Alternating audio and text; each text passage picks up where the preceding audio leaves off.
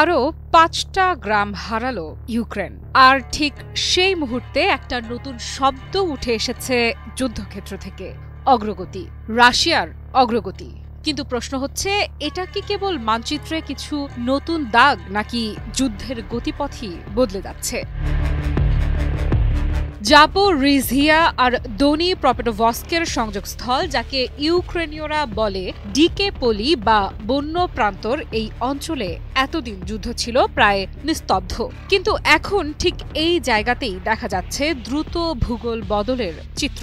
রাশিয়ার tank convoy যখন পোক্রোভস্কের দিকে ধেয়ে চলেছে, তখন উত্তর দিকের হুলিয়াই পোলের 5টা গ্রাম ইউক্রেনীয় বাহিনী খালি করে দিয়েছে। প্রশ্ন হলো, এটা কি কৌশলগত পিছু হটা, নাকি একেবারে মনোবল হারানো সেনাদের আত্মসমর্পণের মতো কিছু? ইউক্রেনের সামরিক মুখপাত্র স্বীকার করেছেন, উসপেনিভকা, নোভোমাইকোলাইভকা এবং আশেপাশের এলাকাসহ গ্রামগুলো খালি করা হয়েছে। কিন্তু কেন এমন সিদ্ধান্ত হঠাৎ? তারা কি লড়াইয়ের ক্ষমতা হারাচ্ছে, নাকি রাশিয়ার চাপ এতটাই প্রবল হয়ে উঠেছে যে আর প্রতিরোধ সম্ভব নয়?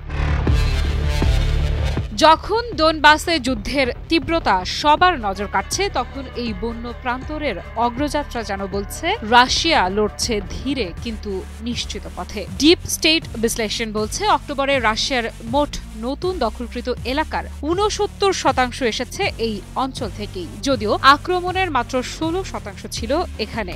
কম বিনিয়োগে বেশি সাফল্য, যুদ্ধের ভাষায় এটি এক নিখুঁত কৌশল। তাহলে কি রাশিয়া অবশেষে ইউক্রেনের প্রতিরক্ষা বলয়ের সবচেয়ে দুর্বল জায়গাটা খুঁজে পেয়েছে?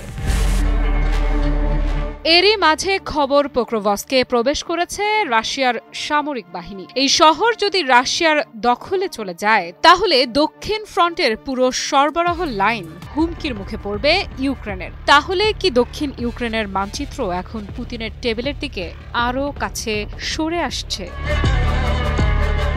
হুলিয়াই পোল বরাবর ছিল প্রতিরোধের প্রতীক। ইতিহাসে এখানেই মাখনোর বিদ্রোহী সেনারা সাম্রাজ্যের বিরুদ্ধে লড়েছিল। কিন্তু এখন সেই হুলিয়াই পোলই কি ধীরে ধীরে পরিণত হচ্ছে নতুন এক পতনের প্রতীকে?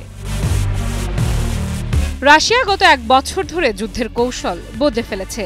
আগের মতো তীব্র আঘাত নয়, এবার ধীর কিন্তু ধারাবাহিক চাপ। প্রতিটি ড্রোন হামলা, প্রতিটি আর্টিলারি স্ট্রাইক যেন মানচিত্রে এক একটি ছোট বিজয়ের ধাপ। ইউক্রেনের ক্লান্ত সেনারা কি সেই চাপ সামলাতে পারছে?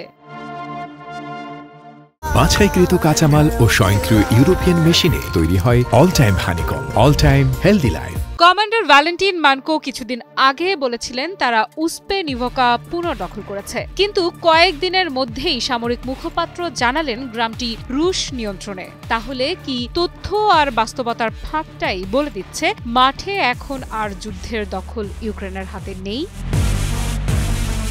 দক্ষিণ ফ্রন্টের এই পতন শুধু সামরিক নয়, প্রতীকীয়। কারণ এখানেই তৈরি হচ্ছিল ইউক্রেনের ড্রোন যুদ্ধের ঘাঁটি, এখানেই ছিল কিয়েভের নতুন প্রতিরক্ষা পরিকল্পনা। আর আজ সেটি ভেঙে পড়ছে। রাশিয়া এখন এই অঞ্চলকে ঘিরে ফেলতে চাইছে 3 দিক থেকে, দোনেস্ক, জাপোরিজিয়া আর দোনি প্রপেটোভস্ক। যদি এই ঘেরাটোপ সম্পূর্ণ হয়, তাহলে কি 2026 সালের আগেই দক্ষিণ ইউক্রেনের মানচিত্র নতুনভাবে আঁকা হবে? আফ্রিদা ইফরা, নিউজ 24।